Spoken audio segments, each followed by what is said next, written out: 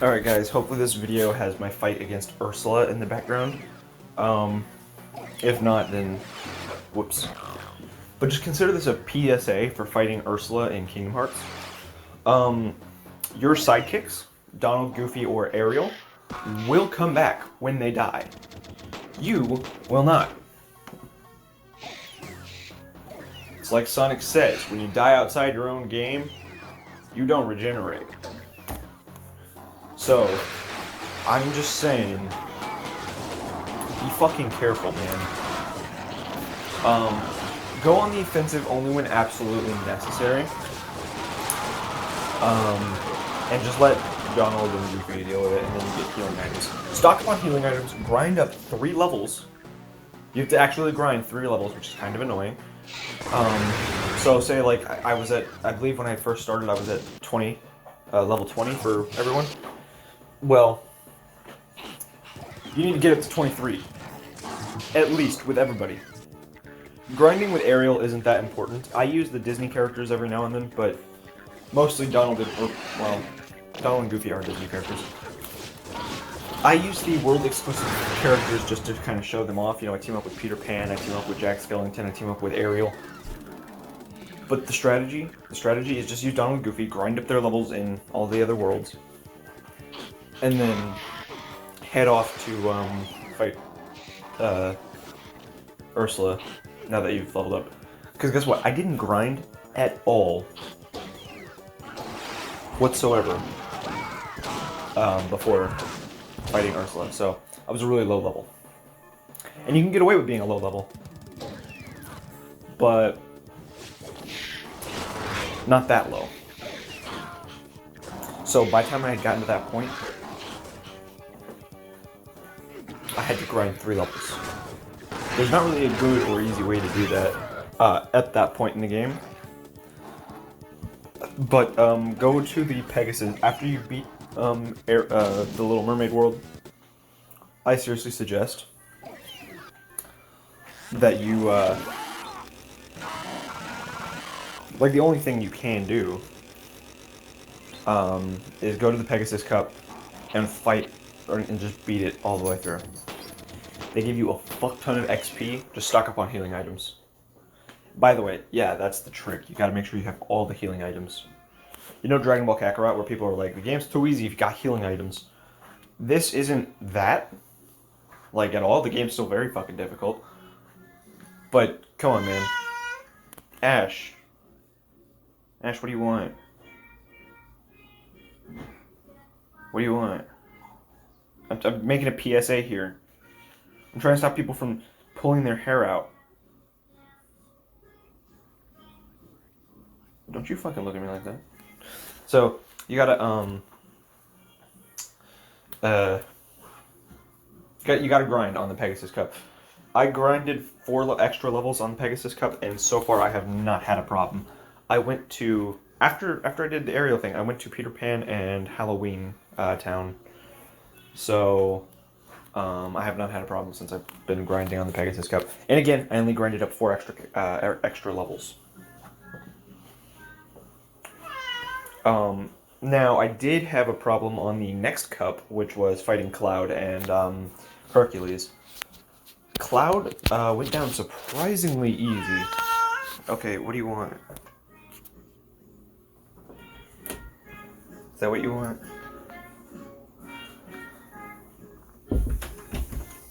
Cloud went down surprisingly easy because when I was fighting him in the story, he kicked my ass. But in the Colosseum, I guess I had just gotten better, so he went down pretty easy, or surprisingly easy. He was still very fucking difficult, and he kept spamming his thruster move. But yeah, dude, that guy did not pose a challenge or too much of a challenge.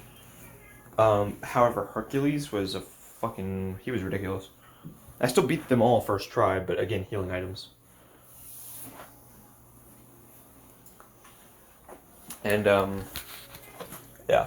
But Squall and Yuffie give you enough XP that, let's be real, at the end of their tournament, you're guaranteed to level up as long as you're under level 30. And you're most likely still going to level up if you're at, even if you're at level 40. So far, is what it seems. I'm obviously not that high yet, I'm just saying. But seriously, every single time I've played the Pegasus Cup, I've leveled up at least once. And one time I actually leveled up twice. So, you just keep grind. Dude, the Coliseum. The Coliseum is a great place to grind. I don't know if you can ever not grind there. But, man, it's a good place. Yeah, I don't know if sometimes it'll be like, you can't grind here.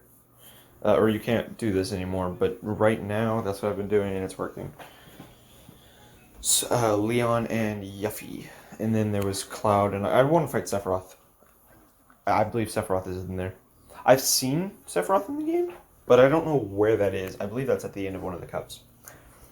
I want to team up with Cloud and fight Sephiroth. That'd be fucking sick. I wonder if Cloud is in Cloud and Sephiroth are in Kingdom Hearts 3. That'd be sick.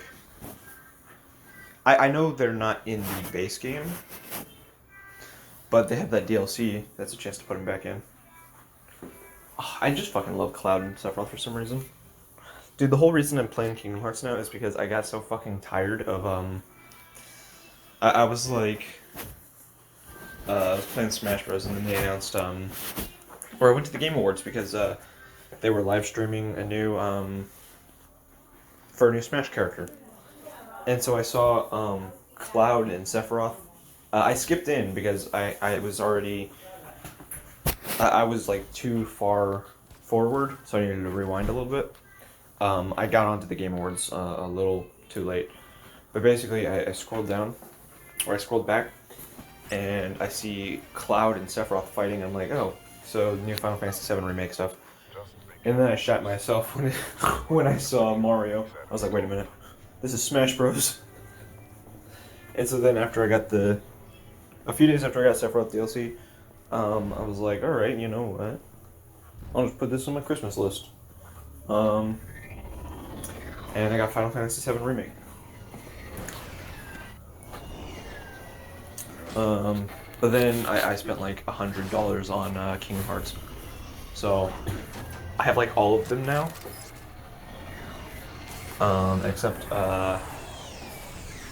Except Melody of Memory and Kingdom Hearts 3 Remind. I'm still on Kingdom Hearts 1 though, so I haven't played anything else and I haven't seen anything else. Dude, I just love having a game that I don't know what's gonna happen. Because I haven't played one of those in a while. Kingdom Hearts is definitely that so far. I mean, dude, like I play a Batman game. Like, for instance, Arkham Knight. I knew what was gonna happen in that game before I even played it. I watched the ad and they were like, it's not Jason Todd. I'm like, are you sure about that? That looks like Jason Todd. And then, I'm playing, let's look at my library real quick, I can probably find something. Dragon Ball Kakarot, I know exactly what's gonna happen because that's just, it's Dragon Ball. I mean, it's like literally a remake of Dragon Ball. And then I guess, I guess there was the Mortal Kombat games and Resident Evil games that I never know what's happening in those because I didn't play the originals. Dude, even Halo 5 though was very predictable. That one, I don't really like Halo 5, I'm gonna be honest with you. They reused the same boss like 5 times in the campaign. Oh, dude, Scott Pilgrim was a weird one. I was playing that, and like I knew what was going to happen and when it happened, but it still felt so. It was like I was looking at something new, but I was having deja vu, and that rhymes. So it was weird. But yeah, Batman Arkham City, I think was the last real game where I didn't know anything about it. Because, you know what? I knew enough about Resident Evil 2. I knew enough about Resident Evil 3. And I knew Jason Todd was the Arkham Knight. I knew all this crazy shit. But then when I went and played Arkham City for the first time, I genuinely had no idea what was happening because I hadn't been reading comics at that time. And so, even though the story is wholly original,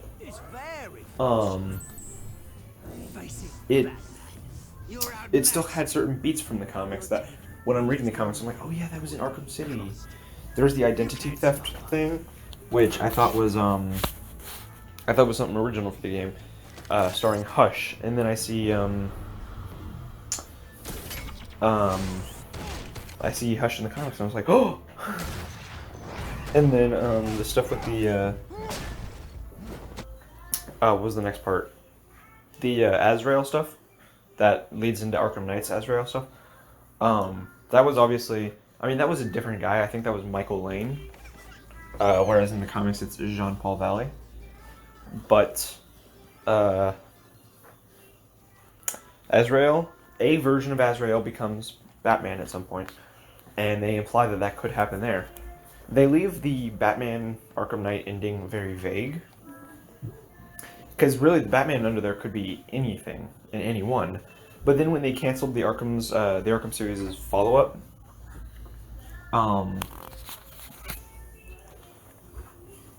when they canceled the follow-up, they sort of had like a Reddit AMA, and they confirmed that that is Bruce. So I knew Bruce wasn't dead. He's not going to walk into his manor and be like, this is the only way to keep them safe, and then kill himself. And if he was going to do that, he wasn't just going to fucking take Alfred with him. I mean, that would be a dick move. So, I mean, you know? I mean, I guess the one thing about that game that I didn't expect was, when Batman takes off his mask on TV, and then Red Hood comes back and he saves Batman from Scarecrow. I was very shocked with that. But outside of that, I kind of knew everything, right? I was like, oh man, that's a cool sequence. And dude, actually it's really cool that the world knows who he is. And then Justice League versus Suicide Squad. The game, it's Suicide Squad kills the Justice League. That's going to be a follow-up to Arkham Knight. And Batman's going to be in it. But what's with the new Harley Quinn? Sorry about the interruption. But there's a new, Harley Quinn seems completely different. And then, Batman, doesn't seem to be present, so it's kind of weird. I mean, I'm sure Batman's gonna show up. And then you have Captain Boomerang, who has a weird, like, boomerang power. He seems to, like, I don't know if he's supposed to be teleporting or if he's just supposed to be going really fucking fast. But if he's really fast, does that mean he has the Speed Force? And what about Flash? And if he has the Speed Force, can he not just phase the bomb out of his neck? I mean, because then if he phases the bomb out of his neck, and let's say it's exposed to oxygen, so it explodes as part of the failsafe, couldn't he just continue phasing, and the explosion would not, phase him? Right? I mean, let's be real, you can't put a bomb in the Flash's neck. Although Batman did put one on his hand. Anyone ever watched Justice League Doom? Or the Tower of Babel storyline?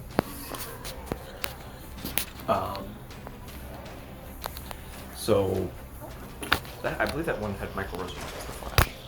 Though he was playing Barry instead of Wally like he normally does. But yeah, anyways, Kingdom Hearts is awesome. I don't know what's happening, and I kind of like that.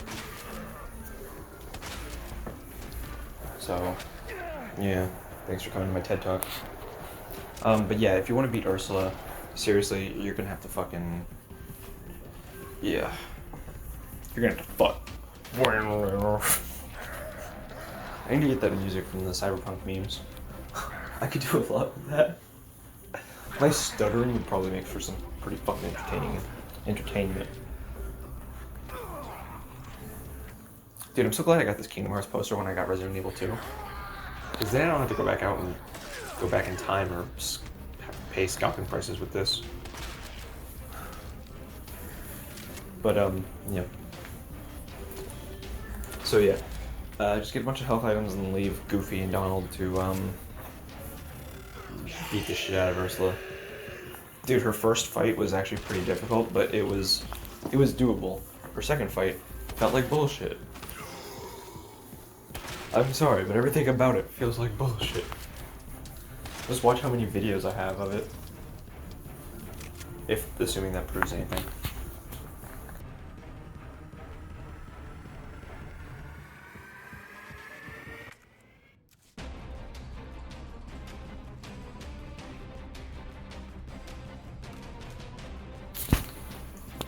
So, reportedly, the Punisher is going to get rebooted into the MCU. It's going to be a soft reboot, and it's going to be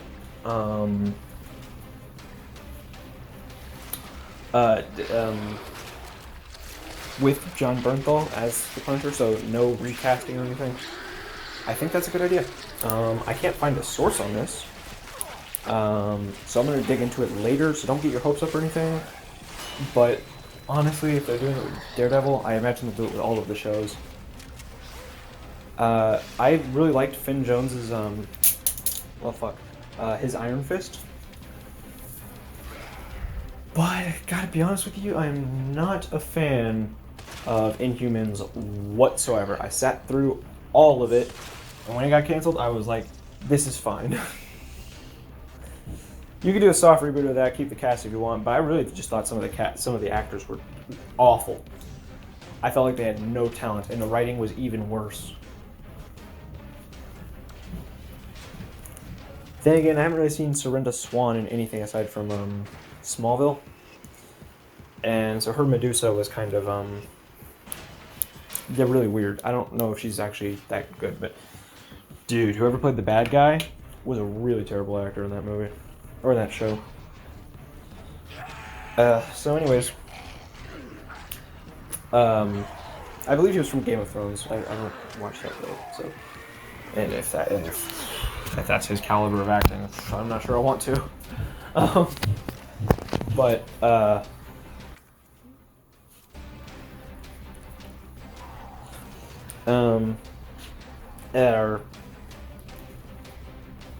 my god. Dude, my brain. But yeah, these reports make sense for the Punisher. They're doing it with Daredevil, supposedly. That's not really confirmed, but it might as fucking well be. Let's be real. I'm not entirely convinced, but I do have my hopes up. You know, hoping for the best, preparing for the worst. So, but Punisher, yeah, if they do it with Daredevil, Punisher's fucking safe, I know it. Because, dude, if you're doing it with Daredevil, you can't really... Daredevil is so intertwined with these other characters that, if you retcon them, then you're retconning Daredevil, right? So, it makes sense. I think what they should just do is reboot, start fresh, give an explanation for what happens at the end of their seasons, and then continue. Just, you know, you don't have to do any of that. You can take the characters in new directions, but it's still the same cast. It's still the same everything. It's still, you know, everything. Same universe. Just you can take it in your direction, or maybe micromanage things to fix them a little bit. But yeah, like I was saying, the Punisher could show up in any sort of Disney Plus shows or any sort of movie. But the things I've been thinking about, I also saw this suggested on a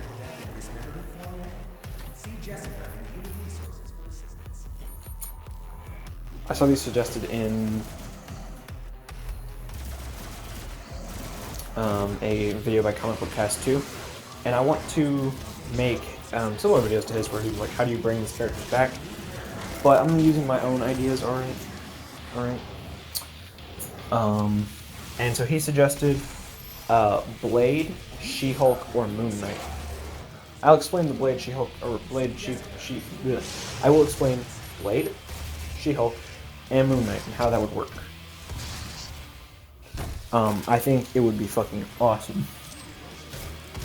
So I know She-Hulk's going to be a comedy, and so that's kind of weird that he would mention that he would work there.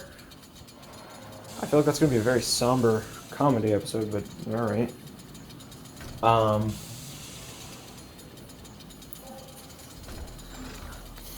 But, yeah, so in theory the She-Hulk thing works. It's just when you look at the genre rather than what's supposed to be actually happening in it, it gets a little weird.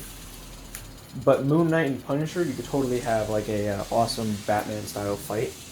So Moon Knight is just trying to get closer by sneaking around, but it seems like at every turn, Punisher is able to figure out where Moon Knight is, and I think that'd be really cool. So like, say they're on like a one of those ships that has like a bunch of giant metal boxes. I can't remember what those are called. They're like little boats, right? Ship. I can't remember. But you know they're on that. So,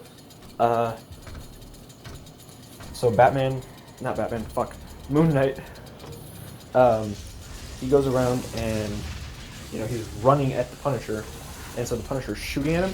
So then he jumps to the side, uses his uses a grappling hook to swing around backwards, and then swing around, almost kicking Punisher in the face with his momentum. But instead, Punisher just takes a knife to the grappling hook, cuts right through it, like Jason Todd in Under the Red Hood. And then as Punisher pulls out his assault rifle, he starts shooting at Moon Knight, lands one bullet, and then Moon Knight dodges. But now he's got a bullet in his shoulder. And so now he's leaving a trail of blood everywhere he goes. And I think you can do that in a PG setting, I'm pretty sure. And you just really be pushing it, alright? But, yeah, now he's got a little bit of blood in his blood bleeding, so he has to find new ways to sneak around. He has to go in areas that aren't so obvious. And then when they get hand to hand, maybe Punisher pulls out a knife and he starts slashing, and he slashes up Moon Knight's chest. And so then Punisher, like, when Moon Knight is like reeling back from the slashes, Punisher like kicks him, and then Punisher pulls out his shotgun and he starts unloading. And obviously with a shotgun he has to miss, but still, it could be a pretty badass action scene. I would love to do the choreography for it. But I don't know how to do that. So whatever. I'll probably just find a way to animate it one day. Yeah. It could be badass, honestly. And then the thing with Blade. Tonally, that makes sense, but that's the only thing that makes sense. It's really weird that his ideas, like, Moon Knight is perfect. But Comic Book Cast 2's ideas were, Armin, I think is his name, really fucking whack, let's be real. Moon Knight makes sense, tonally and just practically, and their paths would logically cross. She-Hulk makes sense, their paths would logically cross, but then you have the genre, which is a comedy. What kind of jokes are you gonna get out of the Punisher? Exactly. So that's whack. I suppose you could have like flashbacks to when Jennifer Walters was and you could do the comedy there. So the flashbacks, the comedy is in the flashbacks with Frank Castle not having his family murdered yet, and so he shows up in the courtroom a few times. But then, in present day, you have him on trial for murder. Like 70 fucking counts of it. And maybe the reason he let himself get caught is because the judge is corrupt or something. So it was like, you are on trial for 75 fucking counts of fucking murder. How do you plead? And then he pulls out a shotgun and he just says, guilty, Your Honor. And then fucking fires, killing her. Or maybe She-Hulk jumps in front. But it'd be so fucking badass if he just killed her, honestly. So, yeah, that would be fucking sick. And then, Blade, I don't understand how the fuck that one works, but sure, Punisher and Blade fight Dracula or Morbius or whatever. We'll go with that. I can't really think of anything like, there's a lot of going into the sewers and going into these weird bases, and I just don't. I mean, like, Blade isn't even entirely stationed out of New York, so that one's whack. That one is whack. Nothing about Blade makes sense, or tonally, Blade makes sense.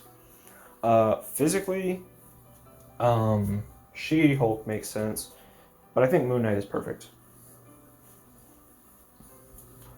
Now, I'll make videos on how to bring these characters back and where they should go, of course. But first I have some videos to make on Marvel vs. Capcom. So, see you then.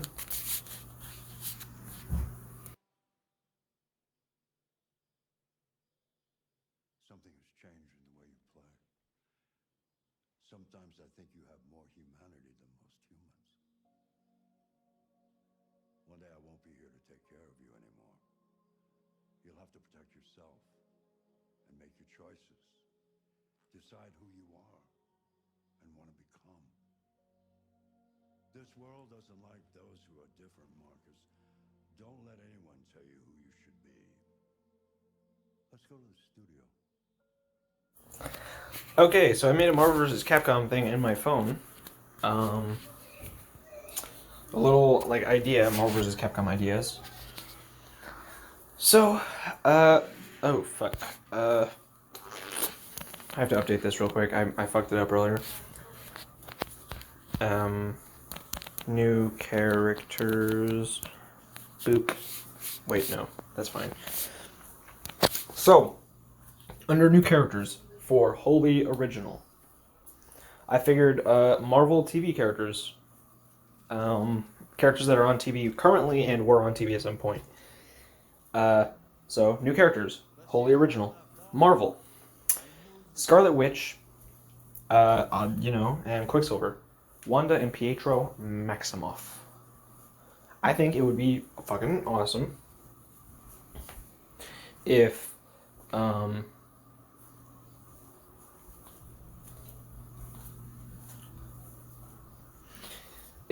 these guys were in the game.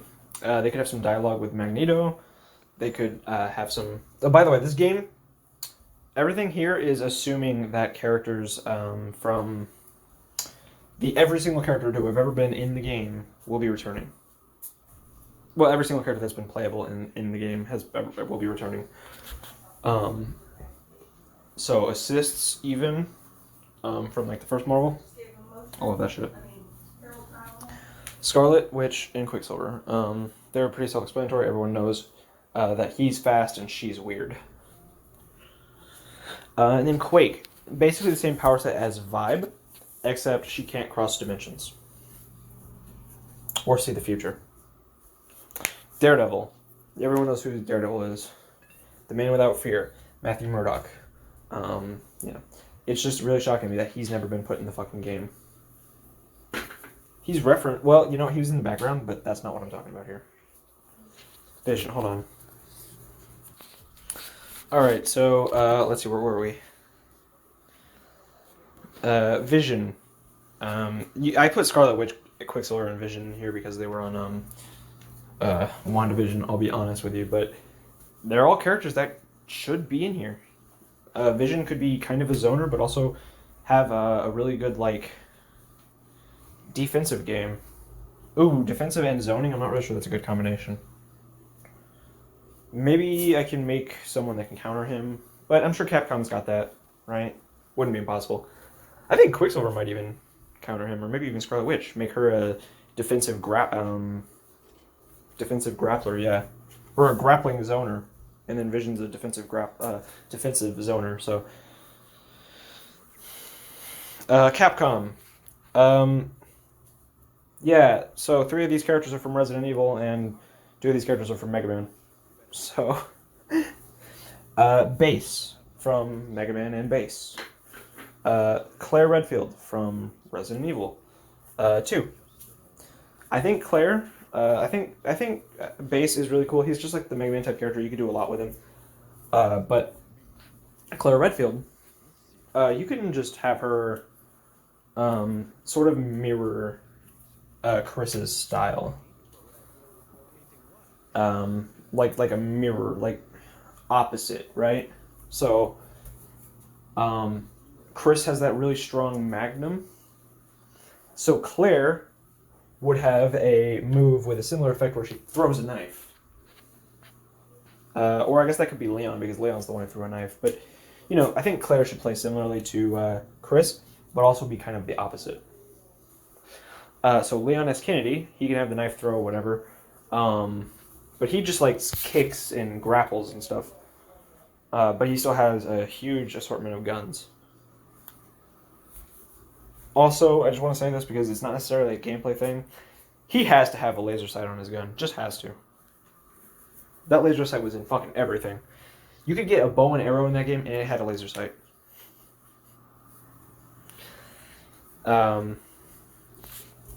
Jack Baker, Resident Evil 7. I think he could have like a... What the fuck? I think he could have like a really cool level up system. But like maybe he has more health, and so he starts out really weak. And so, ooh, no, he could be like Arthur from Ghouls and Ghosts. You do a super, and he gets a new weapon. Because, dude, Jack is fucking legendary. Hold on. And we're back. Jack Baker, he could totally level up. Maybe those could be his super moves. I don't know. He should have a cinematic... I want everyone to have a super... I want everyone to have a cinematic super move, by the way. Maybe that's too much to wish for, but I think if I were developing the game and I had knowledge of how to do that, which I don't, I would definitely do it to at least as many characters as reasonable. Because, dude, they deserve that. All characters deserve that, I think. It would be so sick if every character had one. You don't even have to, like, redo some of them. Well, you might have to redo some of them, but it'd be easy because you already have them. I did a suggestion for how Cyclops' level 3 would be. It was cool. It's him being the leader of the X-Men. So the X-Men that aren't in the game, well, he would call them out, and they would assist during a super. So that would have been cool. The next character is Sting Chameleon. Yeah, I know, a weird one. But I just thought you could have him borrow moves from Mega Man and Base. While also borrowing from X and Zero. Not like as in like the moves that they programmed into the game, but Mega Man has all these moves in his games. He can't use all of them. So if he's not going to use Cutman in Marvel vs. Capcom, you give Sting Chameleon Cutman's move. If Base isn't going to use the ability to aim, I guess you can give that to Sting Chameleon. X can charge his moves, so Sting Chameleon should be able to charge his moves. And Zero has so many moves over the years, I'm sure that they can find something for Sting Chameleon to do. Those are my 5 Marvel and my 5 Capcom. So now my reimagined Marvel characters. Captain America with Thor's hammer, based on Avengers Endgame. Tell me that would not be sick. Thor with Stormbreaker. Tell me that would not be sick.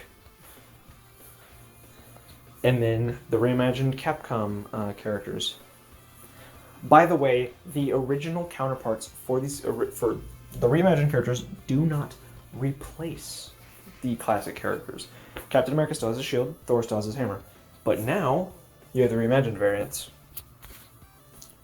So, you still have Nemesis, but now you have Nemesis Remake. You can give him a flamethrower, you can have classic Nemesis do whatever, but you can have Remake Nemesis like represent all forms of Nemesis. And then Zero with upgradable moves. I'm not really sure what I meant by that when I wrote that down. I really should have clarified, but still, I'll think of something eventually. So now stages. The stage belonging to... Jess, stop farting. The stage belonging to Scarlet Witch and Quicksilver is Asteroid M, and if you do a if you do something, I haven't decided how it would work, but if you do something to trigger a stage transition, Asteroid M becomes Genosha. The level for Quake is the Shield Helicarrier. There's no transition for that one. The level for Daredevil is Fisk Towers. Specifically from... Alright, hold on, guys. Fisk Towers, specifically the one from Marvel's Spider-Man. I think they should go with that design. It would be cool. And then it transitions into a hand hideout.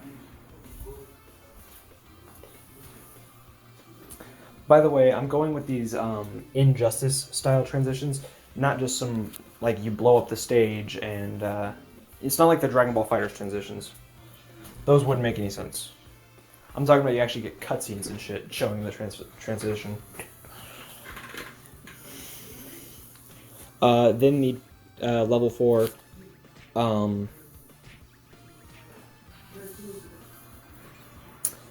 the level for Vision is Avengers Tower, and it transitions to New York streets. Those are pretty obvious. I think the inside of Avengers Tower should be modeled after the MCU, but the streets should be modeled after Marvel Spider-Man once again. Right next to the tower.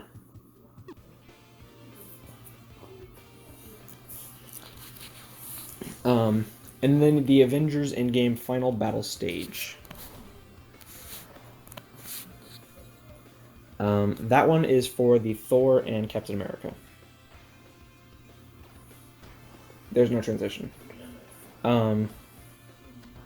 Capcom. For base, you have the Cutman stage, which transitions into Wily Castle stage from Mega Man 2. For Leon and Claire, the RPD, it transitions to Zombie Sewers. For Jack Baker, the Baker Family Guest House transitions into Baker Family Main House. For Sting Chameleon, the Mega Man X Intro Stage. And then it transitions to Vile's stage. Not Vile's stage, where you fight Vile, where Zero dies. The Marvel and Capcom stages. I made some that are like really cool in concept, and they utilize both Marvel and Capcom assets. So the Mega Man Battle Network grid. I think there should be like a barrier on one side of it that is like yellow. Like a yellow orb. And then when you do the transition, it zooms in on the orb and reveals that it's actually the Mind Stone. And so then you go into Ultron's brain. Like, I know Vision is the one who has the Mind Stone, but it would be cool if, like, you found a way to go into Ultron's head or something like that. And so, yeah, I have ideas for that. So it starts out on the Mega Man Battle Network grid, and then it goes into Ultron's brain. So then the Spencer Mansion would transition into the X Mansion. The Danger Room would transition into a Capcom-themed Danger Room. Zombie-infested New York would transition into Zombie-infested Balrog stage from Street Fighter II. And then here's something to get you hyped for the set pieces. Asteroid M would have Mystique and Gambit fighting in the background. Genosha would have Blob, Pyro, and a bunch of other mutants watching you fight. Shield Helicarrier would be exploding, crashing towards the ground, and you'd see Shield agents getting killed by the explosions. Fisk Towers would have Kingpin fighting Jessica Jones or Daredevil, depending on if Daredevil is in the game. Depending on if you're playing as Daredevil.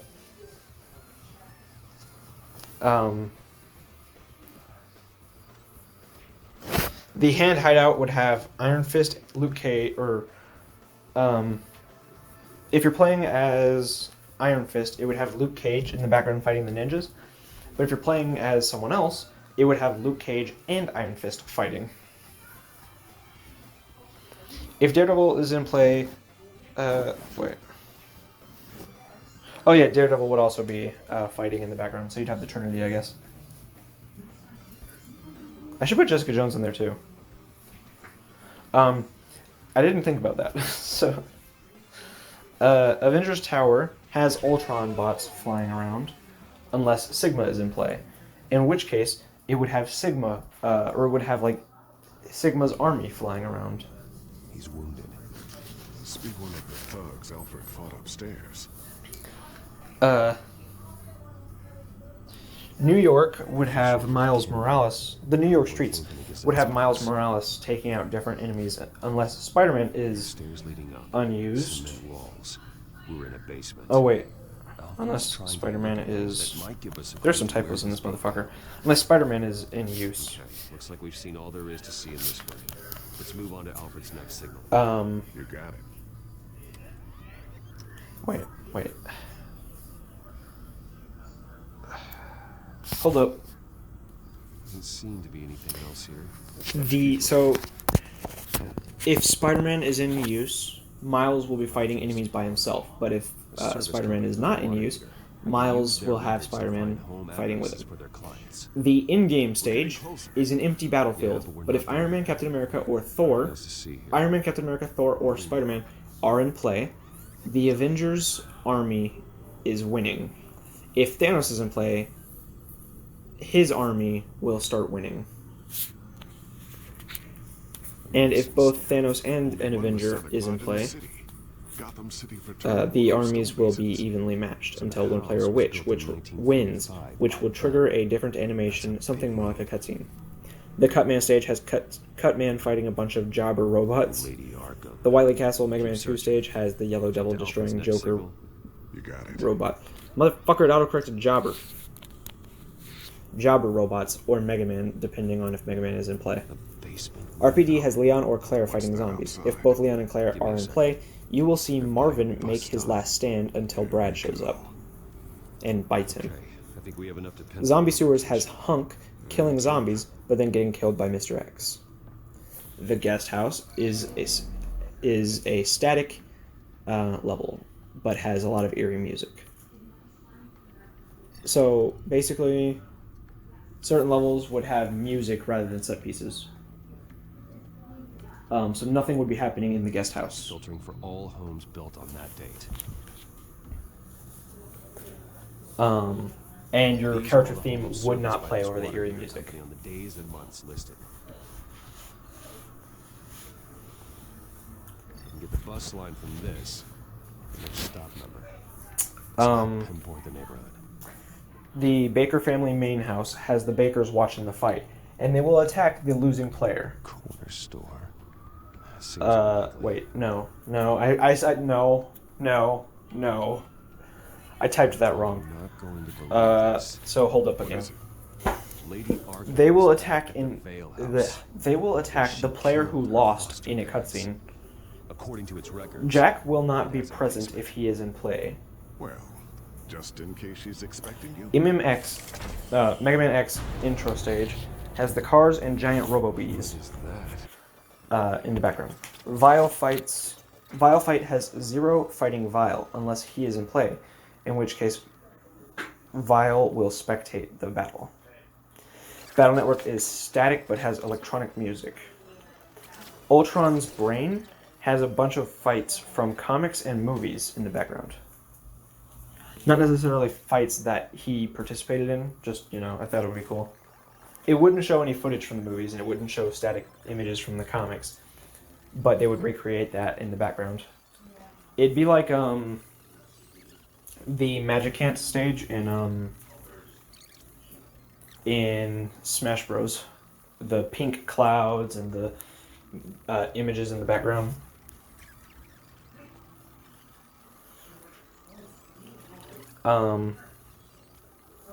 The Spencer Mansion has all of the monsters and zombies from RE1 and 3 at random placements. The X-Mansion has the X-Men and some other heroes fighting a bunch of supervillains, unless those guys are in play. Danger Room has 3 backgrounds. The usual techie BS for both of them.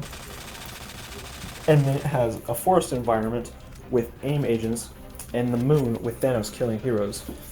The Capcom Danger Room, usual techie bullshit, like I said. Then Suzaku Castle, and then a Raccoon City Park. After 25 seconds, the nuke comes down and it loops the stage.